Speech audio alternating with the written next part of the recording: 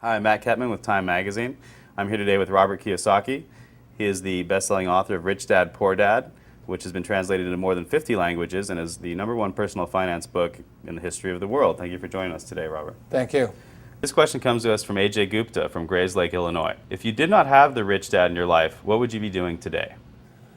It's hard to say if I didn't have my rich dad because as a young kid, starting at probably about the age of 5, 6, 7, 8, 9, I really wanted to be rich.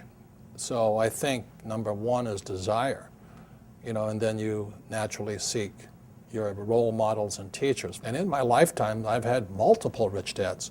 My rich dad was my best friend's father starting at the age of 9. And then today, I still seek mentors and wise men and wise women because that's how you get wiser, is by hanging out with smart people. And this one comes to us from Lagos, Nigeria. What made you write Conspiracy of the Rich? It goes back to why don't we have financial education in our schools? I mean, good question, right? Right. And how come the tax laws are different for different people? There's 4 things that make the most 90% of the people poor. Number 1 is taxes. 2 is debt, the college loans, house loans, car payments, credit cards. 3 is inflation. Everything goes up because taxes go up. It's not because things are more expensive. There's taxes. If I have to pay more taxes, I have to pass that on. And the 4th thing that makes people poor is a retirement plan, that 401k or the IRA or their SIP. I don't need a retirement plan because all of my assets produce income. So like I have 1,400 apartments. Every month I get a check. Why do I need a retirement plan? I have 8 oil wells. Every month I get a check. Are there some people who should play it safe and do the traditional route and just pick up a house, pay the mortgage? That's probably the most dangerous thing you can do today. What's happening in the Western world, in America, we're going to become a third world nation, rich and poor. That's it. The middle class is being wiped out. So the people in the middle, whoever's left in there, will be the ones paying the taxes, the debt, the inflation. Right. The middle class is they're the pack mule. Is there any way a government can help this, or is it really based on the individual to come up? You have to decide which side of the fence you're on, rich or poor. Yeah. Make up your mind. Yeah. Make up your mind. I made up my mind.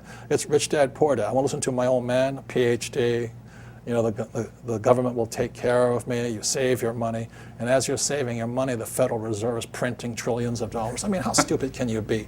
And invest your money for the long term in a well-diversified portfolio of mutual funds, send it straight to Wall Street so that they can pay their brokers $10 million a year bonuses. How stupid does a person have to be? Wake up. Do they teach you that in college level economics or no? Hell no. Are you kidding me? Absolutely not. By design. If you read Conspiracy of the Rich, 1903, John D. Rockefeller took over the financial education system by creating the General Education Board.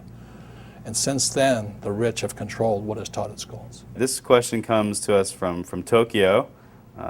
Jay Sienna asks, you always say that your poor dad forbade everyone to talk about money at the dinner table. Did you ever ask him why? And at your dinner table now, are people allowed to talk about money? That's all I talk about is about money. Tell me something money does not affect. Does money affect education? Absolutely. If you have money, you can go to the best schools. Look at George Bush. Right. This one comes from Laredo, Texas, from Steven San Ramon. When you and your wife were living out of your car, how did you remain so confident that you would be able to accumulate enough wealth to not only retire rich, but young as well? Well, confidence comes from discipline and training. I think one of the best things that happened for me was I kept flunking out of school. And I realized it wasn't school that was a problem, it was a lack of discipline. And so that's one of the reasons that I went to military school. The military trains you that there's 4 strengths. There's mental strength, emotional strength, physical strength, and spiritual strength. So that's what kind of kept me going. Is there a time to bail out on a project, though? When... That's not in my vocabulary. Yeah. Look, I have an unfair advantage, I went to war. And at war, I'm alive because other guys died for me. When you see stuff like that, how can I quit?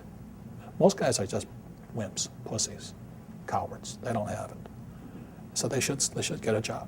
Muhammad Zafar asks, is it possible for a person with no money and few resources to still make a fortune? How? Get off your butt. You have to get smart. You have to look for teachers. I mean, it's pretty obvious. Like I said, you know, if you want to be a mechanic, you go hang out with mechanics. You know, you want to be a school teacher, hang out with school teachers. Right. Right? It's really simple. I mean, and it takes determination, discipline, drive, correction. Can't quit.